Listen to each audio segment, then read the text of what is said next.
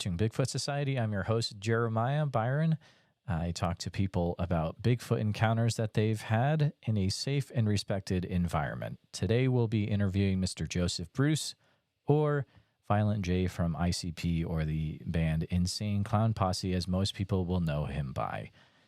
Violent J is an American rapper, author, professional wrestler, and so much more. During this interview, we talk about Violent J's Bigfoot encounter from the 1990s in a suburb of Detroit. We also talk about his feelings about Todd Standing and the craziest Bigfoot story that Violent J has ever read over the years. There's a lot of this interview that did get cut out because I like my channel the way it is. So if you would like to watch the full unedited episode, you can always head over to patreon.com/the Bigfoot Society to become a supporting member and to hear the full uncensored audio and video version. And I believe the video will be up for channel members on YouTube as well. And you can click the join button there to become a supporting member. If you're new here, please take a minute to subscribe to the channel and to hit the bell icon so you don't miss out on any future episodes. We come out with new episodes every Monday, Wednesday, and Friday. And please take a minute to share this episode with all your friends and online ICP and or Bigfoot groups. Appreciate all the new viewers coming by, and a hello to all the juggalos as well. Good to see you here. So let's get on with the show and enjoy my chat with Violent J from the band Insane Clown Posse. All right, Bigfoot Society, we got the privilege of talking with Jay from out there in Detroit, Michigan. How's it going today, Jay? It's going good, man. People might be like, what's up, man? Why does he got the painted face? Why does this guy have painted face on? Well, cat's out of the bag. Jay, you might be well known for some things. Do you mind sharing what you may be well known for? Well, mostly would be the one half of the Insane Clown Posse. We've been rappers. We're from Detroit. We've been rappers for 32 years now. You know what I'm saying? And I'm 51 years old, and we've been wearing the clown paint and touring and doing our thing forever. If you don't know me, Google.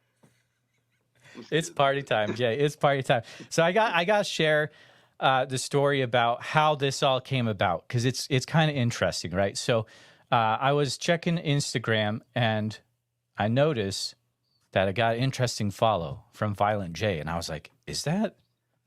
This is kind of weird. I gotta jump into this a little bit. And lo and behold, you are a big Bigfoot fan. And we got to chatting. Of course, I was like, welcome to Bigfoot Society, Violent J. How's it going? And the cool thing about Bigfoot Society is, for people that may not know, it's a platform for people to share their Bigfoot encounters in a safe and respected environment, right? That's the main reason I have this podcast. And Jay was like, I actually had something I'd like to share. And so, welcome to Bigfoot Society, Violent J. Hey, and thank you, brother. Would you mind sharing what happened to you, sir? I don't mind at all. As a matter of fact, I'm a fan of all the, a lot of the podcasts and YouTube shows and things like that about Bigfoot, And I've always wanted to share my encounter with a lot of, but I highly intelligently chose my platform, you know what I'm saying? And thus here I am, and I'm privileged, blessed, and honored to share my Bigfoot encounter. But I gotta tell you this, I don't like the way the Bigfoot world is constantly in a battle royal with each other. You know what I mean? Tell me more.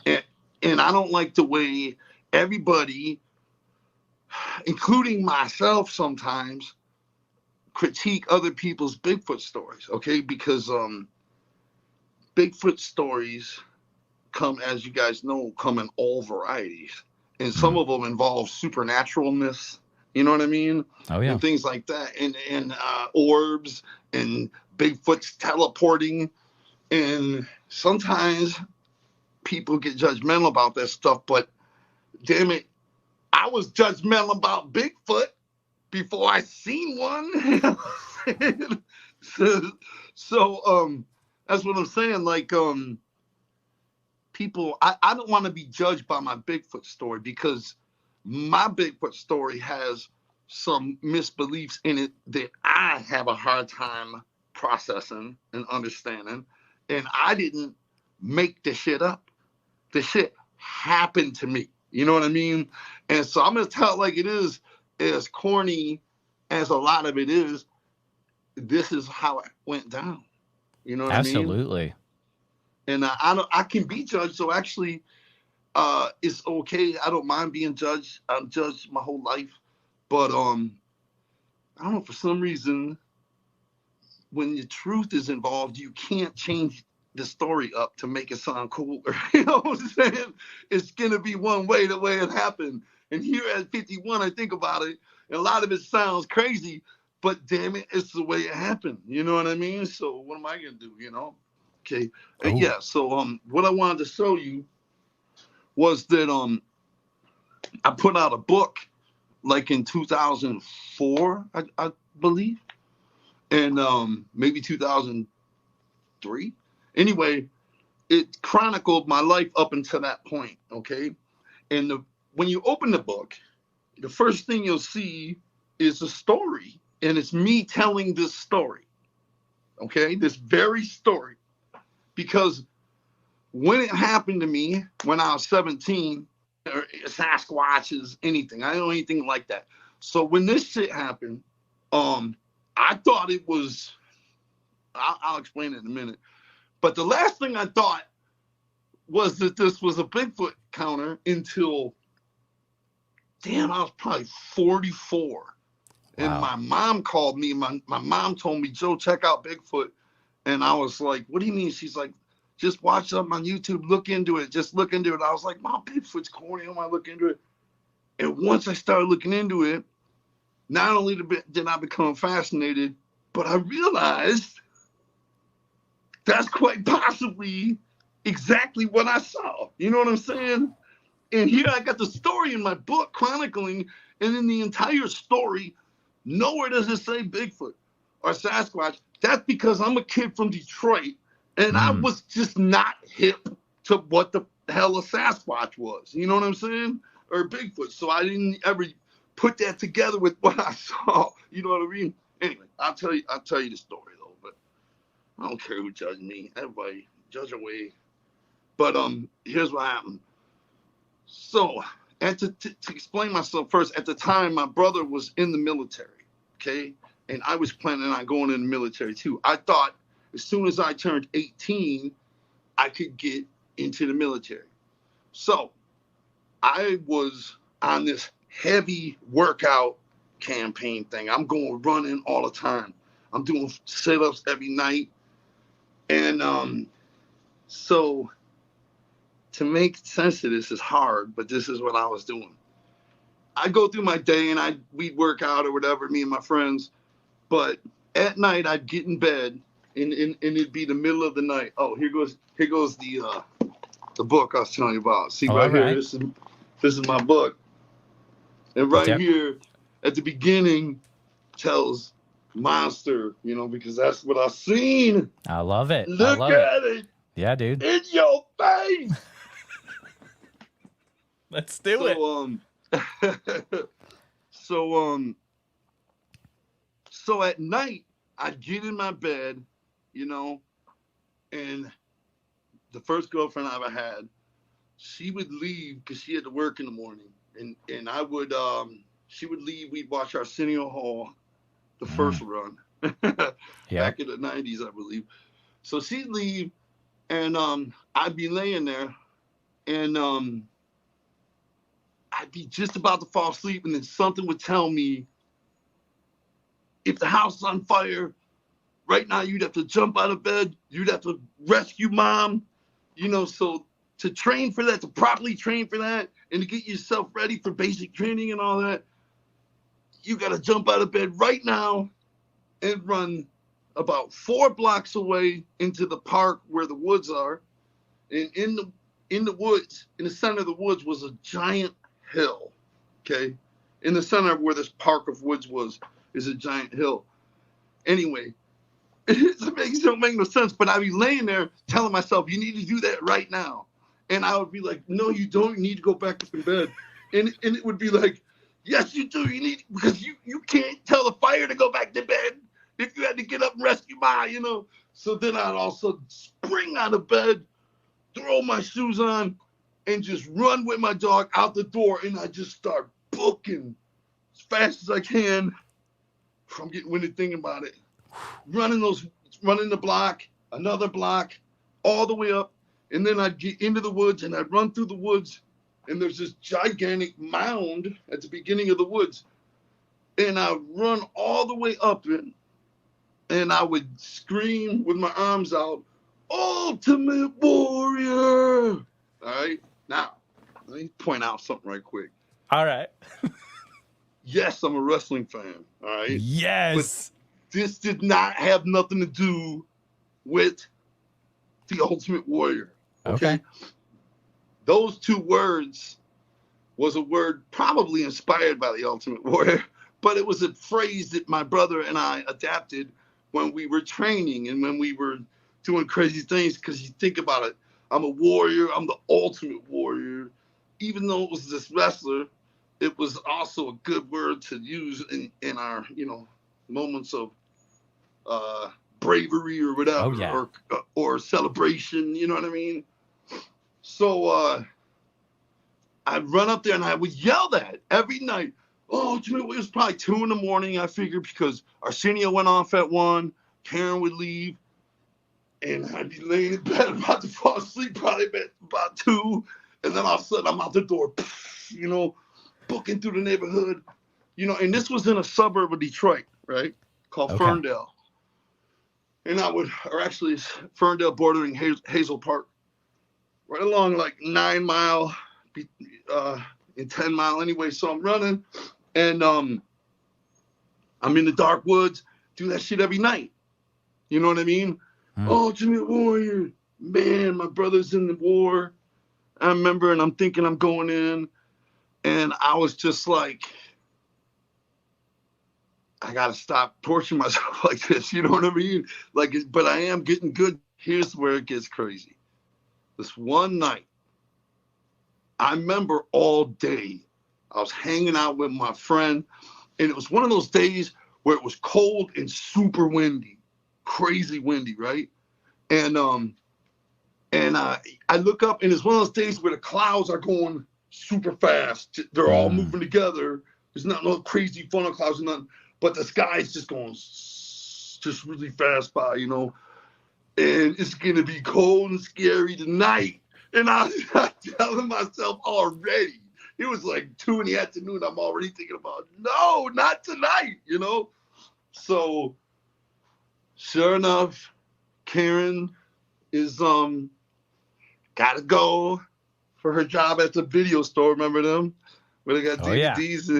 Yeah. She would go to work there. And, I was like, it's so scary. I'm going to watch her. Not only did I walk her to her car, but I watched her go all the way down the block to the lights. I couldn't see the lights no more and turn off, So I was still telling myself I wasn't going to do it. So I go up in the room. I lived above my mom in the attic above. And I went up in there, and I was laying there, and I was all comfortable. And I started saying, if you do it tonight, I have to do it for weeks because you did it tonight. I'm telling myself this. I'm like, if you go out tonight and you run out there tonight on this terrifying full moon night with the clouds whipping by in the sky, it's cold as hell. If you bust out of here and run all those 4 blocks and through those woods and up that hill tonight, you can take a break for a month probably. So I was like, boom, and I busted out. And my dog's running with me. Man, I'm busting around that corner, down that block, down this long block. in Detroit, we got like two kinds of blocks. There's like small blocks and then long blocks, even in the suburbs. And man, I'm going down the long blocks. I run in there. I run up the hill, and I turn around, and I yell, "Ultimate War!" And right when I almost finished yelling the word, it seemed like, and I don't think this is relevant to the story, but it was crazy interesting. It seemed like I got punched in the face with a blast of ice cold wind. I was like, "Ultimate War!" And it was like, whoa, and my eyes watered up super bad, you know what I mean? And I was like, "Oh, fate's trying to stop me," you know what I mean? And and I was like, "I'm doing it again." And I did it again. That time there was no gust of wind, but I yelled it, "Ultimate War!" as loud as I could. And then I even grabbed my dog and lifted her paws up and yelled with her, "Ultimate Warrior, you stop, it's unstoppable," you know?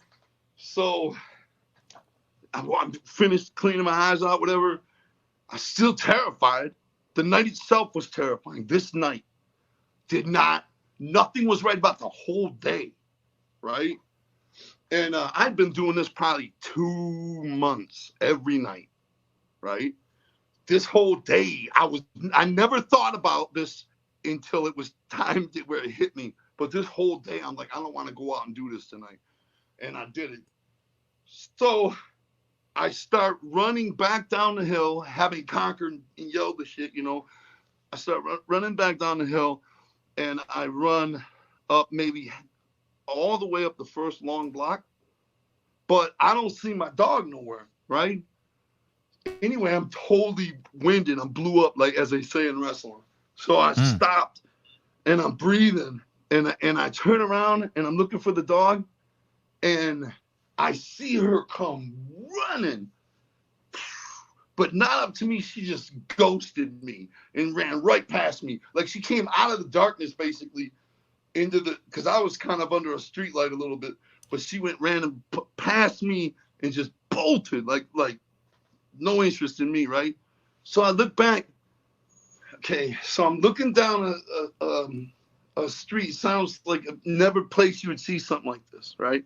But this is what I saw. I'm looking down. It wasn't a city street. I'm not like in tall buildings.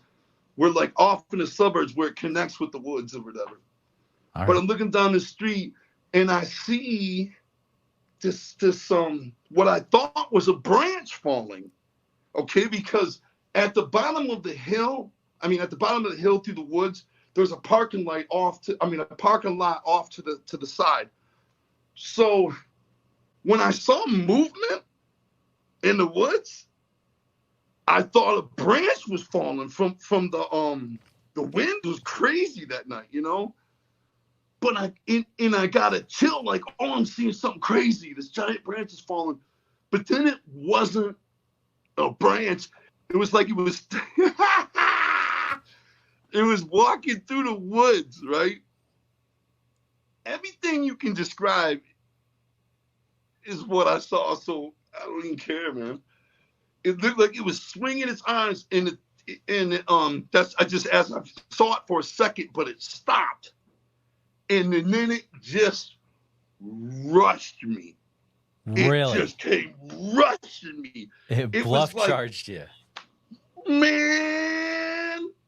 It freight trained me because I was so scared that I was frozen. And that's a real genuine thing that can happen because I was legit stunned. And when it came out of the woods, it was as tall as the stop sign. That's what was happening. And its feet looked like our feet go down, the leg goes down, then the foot goes like that, you know? Sorry, the leg goes down, the foot goes like that, right? Right. His whole leg went down, like from the knee, it just went down to a foot. There was no feet. It was just like he had bell bottoms on all the way to the floor. You know what I'm saying? Okay. And it was just fur, almost like Chewbacca coming at me, bro. When I finally got my wind, I turned around and I bolted. Like I swear I probably set some kind of record because I was in physical shape, right? Sure. It don't matter how fast I was going. I only remember my feet barely connecting with the street, like in time. As I was running, my legs were outrunning my own ability. And the first thought was run up and start banging on somebody's door. And then I was like, what the hell are they going to do? Watching me get ripped in half on this porch. I remember these thoughts because when something happens to you like that, you don't forget it. I remember running and thinking of what are my options? You know what I mean? And the first thought was run up to somebody's bang on the door. I'm like, hey, give me all to do shit. Let alone to think I'm a maniac. Nobody. So then I run around the corner, and I didn't even look back. I just kept running to the fastest of my ability. I ran all down the other corner and into my mom's house. And again, I remember thinking, start screaming for mom, and I was like, what? What is my mom going to do against that? You know what I'm saying? What I just saw come barreling and rush me, freight train style, right under the light, the street light. I'm literally frozen, stuck looking at it, and it's rushing me. You know what I'm saying? So I ran in the house, and I dove under, and this is when the phone was on the wall. You know what I mean? Nobody had no cells. And I remember I was laying under the windows, dead silent, you know, and I was like, I didn't know what to do. My heart was beating so fast, you know, and I knocked the phone off the wall, and I called my friend Nate, and I was like, come over right now. And he came pulling up, and I was just like, I thought it wouldn't have made no difference against that. You know what I mean? So I just screamed at him to take me away, and I let my mom keep sleeping because I thought, even then I thought, everybody's got somebody sleeping in the house. I doubt they're going to attack my mom. All I need to do, if it was after me, all I need to do is get out of here. You know what I'm saying? And that was my thinking, you know. So, but man, you know, the next day, me and my brother went out there and did it again, and nothing, you know. We did it again for probably, but here's what my brother told me. My brother's 3 years older than me, very accomplished person, EMT, veteran, war veteran, you know, all that. So my brother was telling me, at the time, I never used the word Bigfoot again. I didn't know what Bigfoot was. I never thought anything about it. It was like almost like the Blob. If you talk about the Blob or Godzilla, you know what I mean? I didn't think anything about Bigfoot. So he was like, here's what I think. And we could talk about Bigfoots and geographic and all that, where they're at in the country. For sure. Oh, yeah. But my brother was like, he said, this is what I carried in my mind, one of two things that happened. And the likely one is what my brother said. My brother said, that hill may have been some sort of Native American burial ground. You know what I mean? Yeah. You know, centuries ago, even, who knows, right? And he said, by going up there and yelling those words, okay, in a rush of adrenaline like that, to where you're actually meaning it, and you're screaming on the top of that hill, ultimate warrior, like you're some kind of ultimate warrior on we don't know what is under that hill. Yeah. Feeling insulted, perhaps, or maybe I'm calling a challenge. Who knows, right? And when it finally chose to emerge on that night, when I did it 3 times or whatever, and it maybe just laughed and said exactly, you know what I'm saying?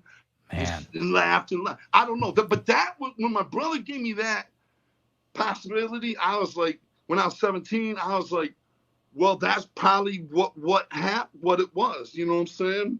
That's probably what happened. And it made the most sense. You know what I'm saying? So, and thank God for my brother Nate, by the way, who became a cop later in life in New Jersey. Oh, there you go, So, Nate. All right. So, anyway, the other possibility, right? The more logical, but highly not likely, but more logical because it's not involving supernaturalness or demons from the burial ground. The other thing that may have happened is that what if there was some mechanic that lived right on the edge of that park and he worked nights in his garage with his buddy, right?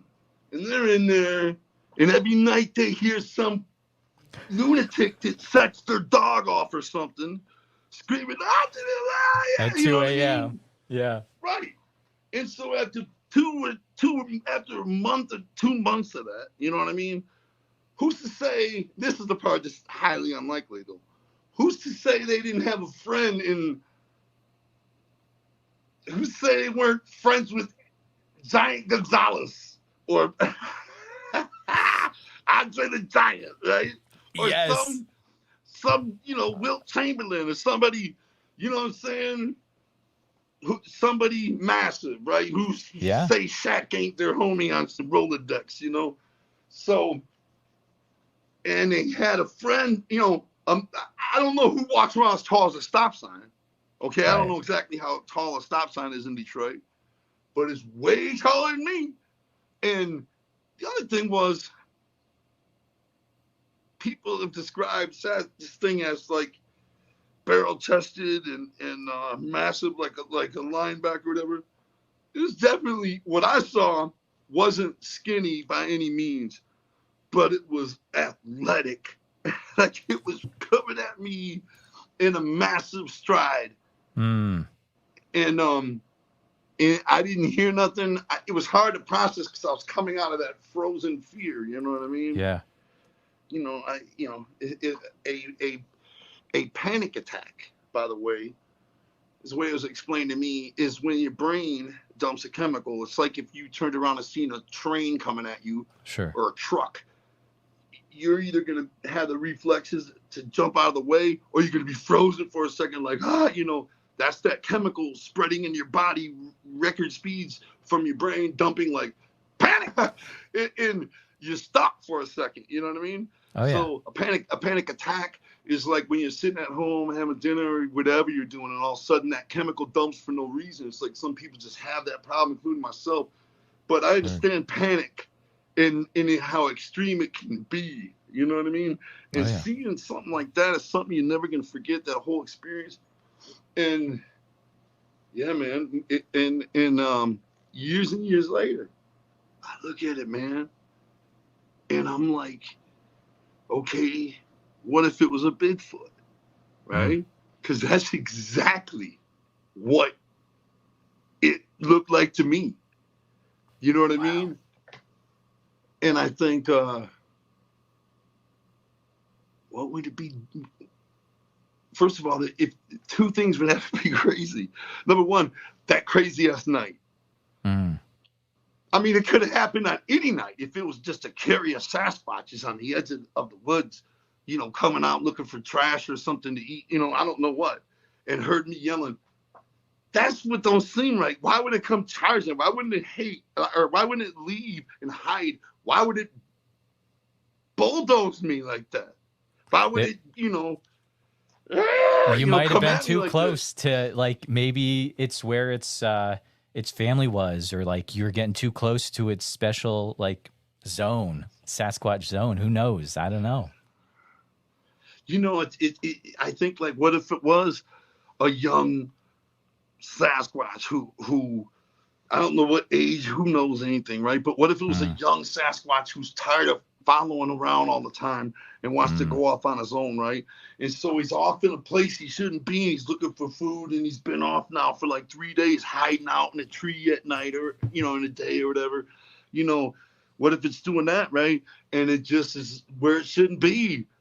because who knows? Even if somebody shot it in their yard or something, the government's just going to come take it. It's not like it's going to be on the front page the next morning. No, you know what I mean? That guy's disappearing pretty quick. That's right. That Sasquatch is gone, and that was a raccoon you shot. What? Yeah, it was a big raccoon in Detroit. 700 pounds. It put a hole in my garage wall. You understand? That was a raccoon. That's it. We're not talking about it no more. We know where you work. We know your wife works. Your son's just graduating college, right? You want that to still happen? That was a raccoon. That's a raccoon. Jay, did you see its face at all when it was chasing you? Yeah, it was like no, I can't describe its eyes. I can't describe its facial features, because honestly, all I remember is there was a face. It wasn't the same as his hair and his arms and everything coming at me. It was a bear, not a bear, but it wasn't the same as his everything else, Sure. And it was but the rest of my attention was all on what he was doing. The whole movements of his body. At first, like when I was watching it through the woods, I just was like trying to understand how I came to the conclusion that it was a person I was seeing walking through the woods, because I didn't understand how he could be so big. You know what I mean?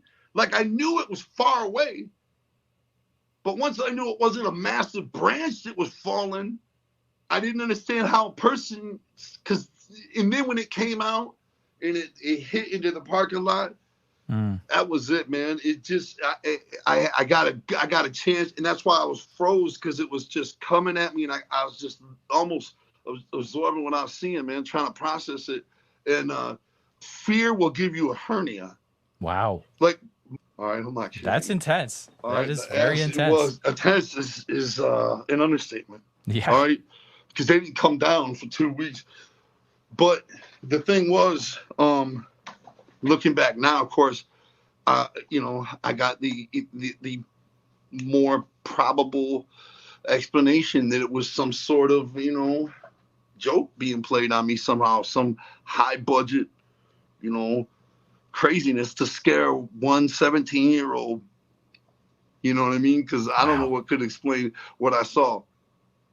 And I was like a clean napkin on a clean white silk handkerchief tied to an antenna of a car before it leaves California and drives cross country. You know what I'm saying? Right.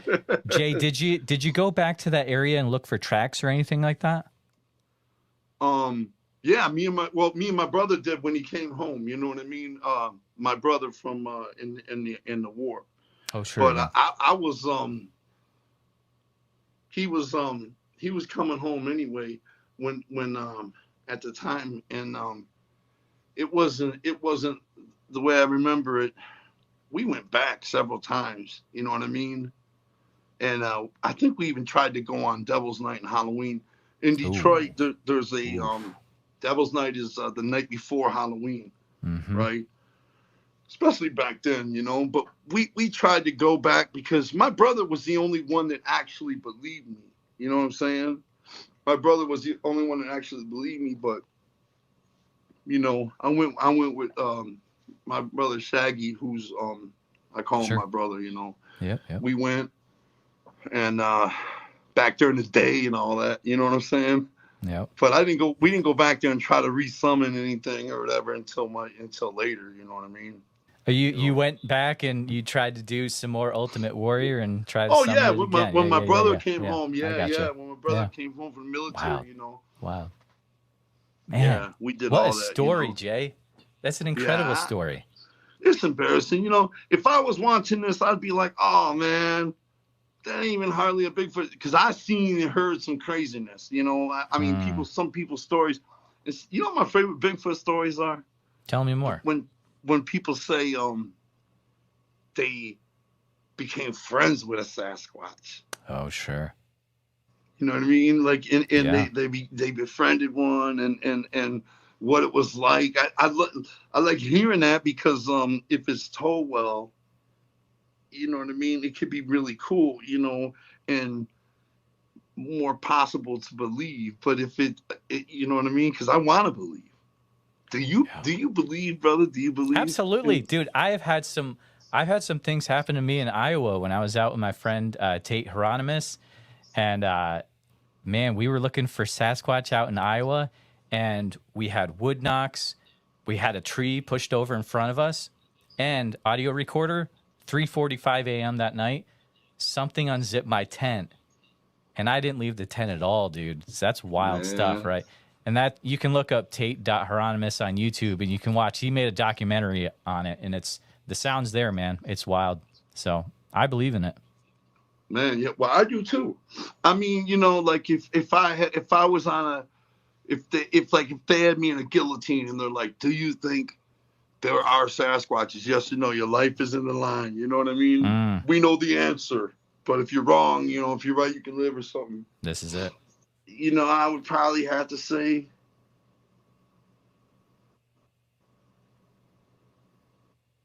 I seen one. You saw it. You know what I'm saying? I know what I saw, and if I hallucinated, that was the only time ever in my life. You know what I mean? That something like that has ever happened. I don't have a history of seeing monsters or dragons and shit. Like that is the only time I ever saw anything like that. You know what I mean? Like it was outrageous, man. You know, so I had to say, yeah, man. I believe you. What do you think of Todd Standing? So, okay. All right. I don't think anyone will watch this episode anyways, Jay. So Todd is an interesting figure, right? And I will say hats off to you because I saw your interview with him on your live stream a year or so ago. It was very well done. I was, I was very surprised. You guys are excellent interviewers, and that was a great interview with Todd. The video he has captured is so much different than other representations of Sasquatch.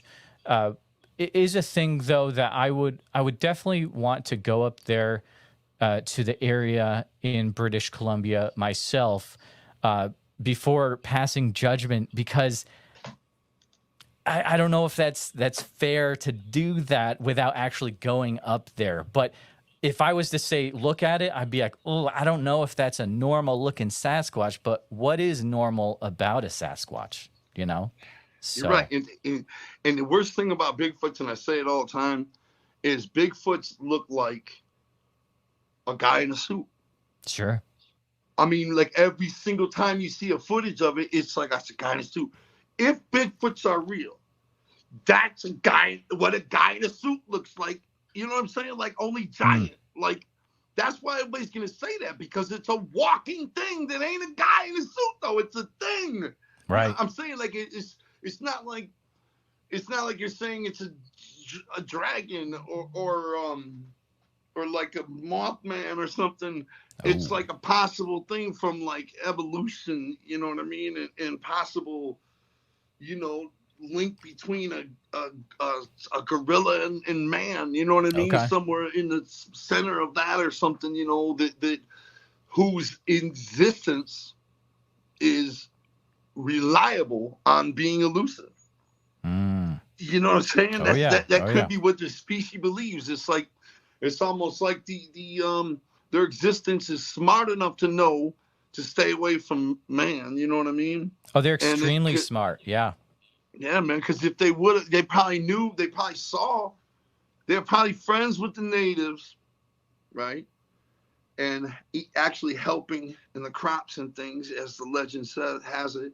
But when the Europeans came, they didn't understand, so they're shooting. And then they became less and less and fearful, you know what I mean, for their existence. And now their entire existence relies on being elusive, you know what I mean, and hidden and absolutely. And there's areas like southeast Oklahoma that is so remote, but it gets so much rain, and there's these Sasquatch there, and like no one can touch them because they're so far out in the mountains, except for like the NAWAC, which there's these hardcore guys that go out and study Bigfoot in the mountains of Oklahoma. Crazy stuff, Jay. Man, hey brother, I know. Listen, I was about to go out with Todd Standing. I do. I was about to go out with Todd Standing So on I one of was those going to ask excursions. you. I know Yeah. you wanted to go out with him per that interview, but did that happen? Well, first time we were booked, you know what I'm saying? We were literally going, I believe, in 2 weeks from, but my girlfriend passed away, you know. I'm not drama bombing. I ain't it's all good. I'm not drama bombing. Sorry to hear that. No, hey, I appreciate that, you know. We, but that I had to be like, I ain't coming out there right now. You know what I'm saying? Not the right time. So, yeah, so we had to cancel on him. So we had another excursion planned, you know what I'm saying? Just recently, not too recently, maybe 2 months ago. That's pretty recent, right? That is very recent. Yeah. So we had another excursion planned, right? And I was seeing this girl, and I was like, come on a Bigfoot hunt, you know? And, oh yeah. It sounds like such a dope place to bring some chicks, you know what I mean? Out on the bonfire, look for Todd Standing, looking for Bigfoots. Because, bro, if he's got some 8-foot homie running around in a Bigfoot suit in the middle of the night, you know, and here's the way he does it. You understand he's a genius either way. You got to know this, bro. Listen. All right. First of all, if he's a Bigfoot, if he's faking it, he's actually made that documentary, built those masks, and had whatever he's done, and have everybody swore to secrecy or whatever the secrets are, you know what I'm saying? And now he charges people and brings them out to that location, right? Some people have sightings, he said. His website says some people hear things, you know what I'm saying? Some people have nothing, you know what I mean? Mm-hmm. But he's constantly out there doing that, bringing people out there, you know what I mean? It's the way I understand it. And I'm like, that's genius. If he thought of that all up, like, I'm going to make a documentary that I film these real Sasquatches right in the face, you know? And then I'm going to have it come out on YouTube, and it's going to blow up, and everybody's going to think I know the spot, you know what I mean? And then I'm going to charge them all and bring them all in to come and see. And every once in a while, I'm at Big Tim, Dumb John's 7'9" uncle, you know what I mean? Run around in a Chewbacca suit and through the woods. And he tells everybody, you know, here's the thing, they're up in Canada, right? It was up in Canada. Oh, yeah, radium, yep. So nobody can bring, me and my boys can't bring no weapons up there. No, you know what I you mean? Can't. No. So I got all the weaponry, you know what I mean? He's like, I got the piece right here on the hip, you know, and then we hear Bush about, settle down, everybody, stay where you're seated. Yeah, I got this, you know what I mean? And then he comes running back, I saw Sasquatch! Oh my goodness. That's an interesting way to look at it. or we're all just sitting there and somebody's talking, and then all of a sudden he's like, look! And he points over, and you just see this guy in the moonlight running across the field in a Sasquatch suit. You know what I mean? That would be legit. That would be legit. You know what I mean? Like, if he's actually pulling that off, that's dope to me in a sense, like from a hustler standpoint, he's getting paid. Now, flip side of all that, right? Mm-hmm. That's just the street. That's the street in me. You know what I mean? Like, it is. I respect the hustle, like that idea. So I'm talking about this just a couple months ago. You know, I'm out here wilding now, brother. I'm out. So I'm thinking I'm coming to the camp, and Sasquatches might show up, and this is gonna be fun. And my brother's like, he wants to talk on the phone, you know. Mm-hmm. I mean, he wants to talk on the phone. And I was like, why, man? You know, I like him, and we're cool. I just want, I'm like, my brother set it up. He's like, no, he wants to talk on the phone. So I get on the phone, right? And the first thing we start talking about is he's talking about how man has lost touch with nature. You know what I mean? And when he proves that Sasquatches exist, it's going to become such a hot commodity, a topic or whatever, that it's going to reignite man's passion for nature. You know what I mean? And I was like, damn, that's shit. That's a good way to think, but that's that's a big mission. You know what I'm saying? It is, like, yeah. You know, so that's dope. Then he's like, first thing is be in shape, be ready for a lot of walking. You know what I mean? And I'm like, hold on, Absolutely. man.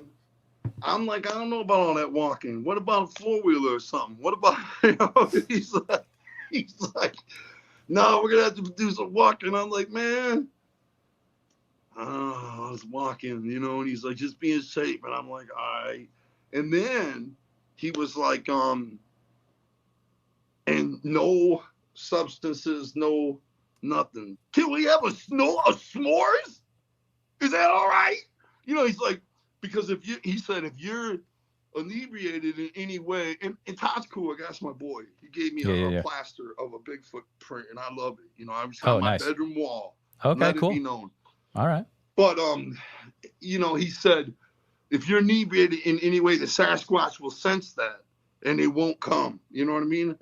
But I just don't like the idea of going out there with my girlfriend and her friends and telling everybody, oh, we can't have no beer at night around the bonfire. Sasquatches don't like beer. It just didn't sound right. Like the trip started to become like, I don't know. I'm lazy, man. I didn't want. I would like to go to a location, but here's the main reason. Okay. He was like, where the documentary was shot is snowed out this time of year. So. But I know a different location we can go to in Washington or in Oregon or something like that. And I was like, here's my thinking, bro. This is where Todd's slipping. And I'm talking as Todd's friend and as a fellow hustler. Okay? Mm-hmm. I got clown paint on my face. Don't forget. I can see that. It's cool. Todd is slipping because if he happened to catch Bigfoot on film, let alone 3, right? Or however many he did in that documentary, if he happened to go out there that weekend and catch those Sasquatch, a family of Sasquatch on film, that would have been a miracle. Oh, yeah. Right? Absolutely. Come on now. A miracle. Let alone, this is where he's slipping, is now he knows 2 locations where the Bigfoots are. I'm like, oh, you just know 2 now. You know what I mean? You caught Bigfoots on film. You know what I mean? Like multiple times on that trip out there. You know, the female looking one, you got them all in the face, running up a mountain, hiding up a tree. All right, you got mad lucky. You're the man. You already got the belt. You know what I'm saying? You're the champ. Right. Yep. Totally. But since then, when I go to his YouTube clips, he's like, I don't know if he can hear himself sometimes. Like he looks at other views of Sasquatches, and he says, yes, that's very similar to the way Sasquatch is. I've seen Sasquatch once that walk like that. And then you're like, how many Sasquatches has he seen? You know what I mean? And how does he know where all the Sasquatches are? And I love Todd Standing. And I said at the beginning, I don't know why it's always Royal Rumble out here in the Bigfoot world. No, you know I get it. It's a Royal Rumble for sure. Yeah. But at the same time, it's hard for everybody not to be like that because we all want to believe. Okay? Yeah. And when somebody starts talking about something that's hard for us to believe, you know what I mean, as a person, it gets to be frustrating. You're like, damn, you had me for years. Right. But now when I look at you, you're acting like you know all the hot spots all over Western U.S. and Canada, and you say it's because of your Sasquatch senses. And that's more hard for me to believe in. It's like you can believe in the Patterson Gimlin, like they happened to catch it. They caught him. They caught it in '67. They had him, you know, Patty. They had her on film. Do you believe in the Patterson Gimlin film? Of course, I do. Oh, yeah. I do. Absolutely, I do. I do. That's probably one of the main reasons I do believe. Oh. You know what I mean?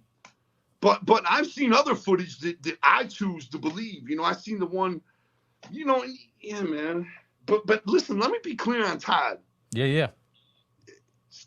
I didn't want to go. Oh, you're good. He probably wouldn't like my humor, and I don't know if we'd have to talk about Sasquatches the whole time. You know what I mean? Like, dog, how about we get off the Sasquatches since off this 14-hour combo? You know what I mean? Like, how about some, I don't know. But I love Todd, and I just like keep it like that. I was like, maybe I better not go camping with him for the next 4 days off in the woods. Well, maybe it'll work sometime in the future. Who knows, right? Yeah, maybe. But, I maybe. know you guys. It's a tight knit world. I love Todd Standing. He came on our show. He's my boy.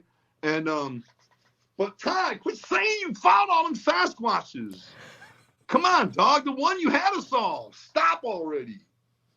So God, I'm a dick. I am a dick, ain't I? No, you're good. Todd. It's cool to talk honestly, but the thing about that area is crazy squatchy. There's a huge chance you could see something up there. But the cool thing about Bigfoot Society is I invite people of all backgrounds to come on, tell their story, and no hate. So no doubt, man. Please don't. Please, everybody. Oh yeah. No. I'm not blaming. I'm not dissing Todd. Oh yeah. I got nothing but love. I got love Todd, bro. Oh yeah. Come on, man. We love Todd for real. Jay, all right, listen. Oh, tell me more. One more thing. All right. I got a question for you, brother. Yeah. I'm sorry if I'm geeking out, man. It's I get to talk to Bigfoot people. I'm loving this, dude. And I'm loving this, brother. Listen, have you ever heard the story from the two girls that grew up on a farm with their grandfather raising basically a baby Sasquatch? No, I've never heard the story. Are you serious? Where does this take place? Oh man, I hope somebody listening can tell us, because I can't remember the name. But listen, it's a story.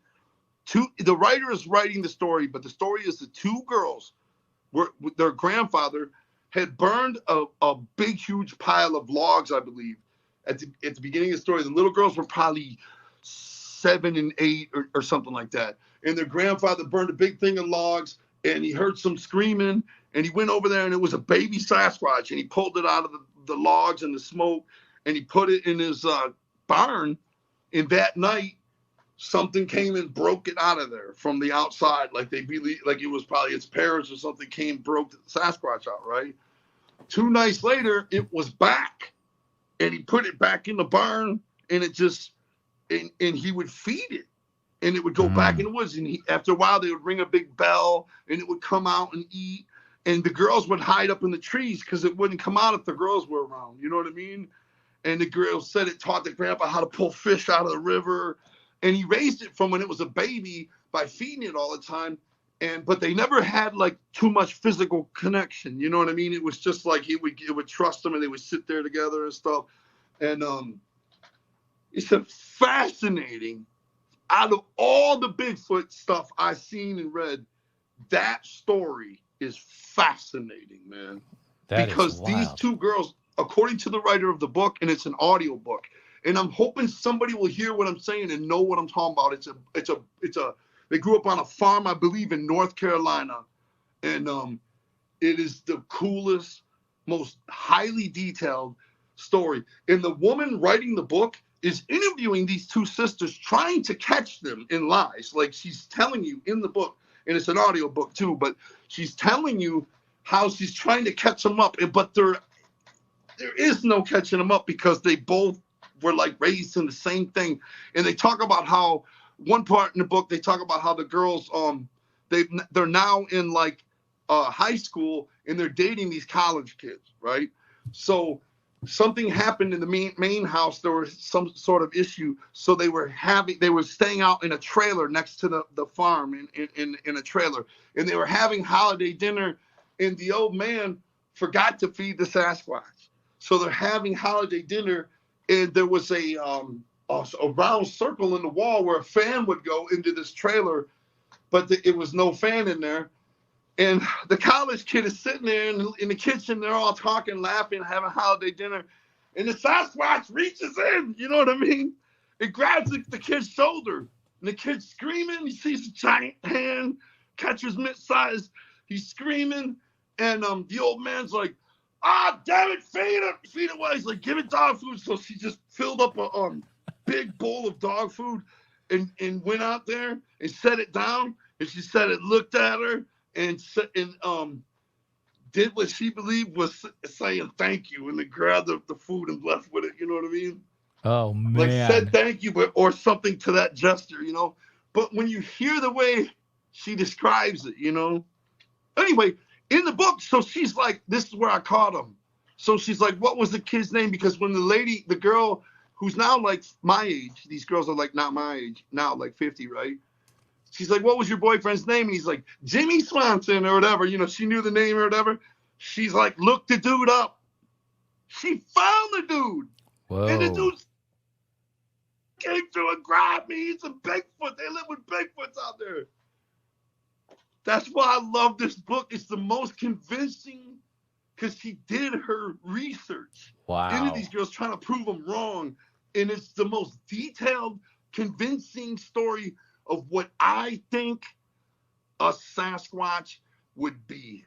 You know what I mean? It's incredible. That's I just send you the name, homie. She also goes into other details where it's just like, I think like, it sounds exactly what I believe would happen. You know what I'm saying? Like and how it sounds believable. And as the woman writing the book does the research, it has a fascinating ending at the end. Man, I just advise it to everyone, man. If someone watching knows what book this is, put it in the comments so we can check it out. And Jay, Please. I got one more question for you. Yes, my man. This is from my friend Asher's from On Wednesdays We Talk Weird podcast. She was like, you got to ask Jay, is the whoop whoop, is that like the Bigfoot whoop? You know, the whoop whoop that ICP does. Is that the same thing as the Bigfoot whoop? That's so weird because I never really put them together. You know what I mean? I mean, I did before recently, but because we put it on we did like a Bigfoot jersey, you know? All right. And we were trying to think of what to put on the back, and we were like, well, you know, Bigfoots are like, whoop, whoop, you know? And we're like, but that's sort of what we do, whoop, whoop, you know? Maybe there's some sort of connection there, man. Maybe. Who knows? Who knows? Yeah, but I never did make that connection, but maybe it's all writing within the same dimension. You know what I mean? Somehow, if that makes any sense. Jay, it's been so fun talking to you. I want to be respectful of your time. If you ever have any other friends that have seen Bigfoot, send them my way to Bigfoot Society. I'd love to talk to them. Juggalos, if you're watching this, email me, bigfootsociety@gmail.com if you've seen Bigfoot. Jay, is there anything you want to share? Like, how can people keep up to date with what you're doing? All that good stuff. My Instagram, at violentj.icp. And that's probably the best way, you know, or the real what is it? The real ICP? The real ICP on Instagram or Facebook and all that, you know what I mean? But we're always doing this, man. I had fun, man. Hey, one more quick question. Yes, have you sir. ever seen that movie Bigfoot Country? I haven't, actually. Is it good? Man, it's dope. It's a low budget movie, but it's just funny and it's dope, man. I'm gonna check it out. I'm gonna check. I showed it to my boy Luigi Mac. He was like, "That movie sucked." I was like, "You're crazy. That movie was fresh." You got to watch In Search of Bigfoot from the 70s. It's so good. You will love it. I did. I seen it. You seen it? With Robert W. Morgan? Oh, yeah. I met him. Yeah, dude. It's all like creepy and weird and black and white and crazy, right? So good. Yeah, I love it. I love it. He's a cool dude. And he is. But thank you, brother. We can do this again, man. I love. If you ever need a panel or anything, just looking at footage or anything, bro, I'd love it. We'll be in touch, Jay. Thanks so much for reaching out, brother. Thank you, my man. Peace.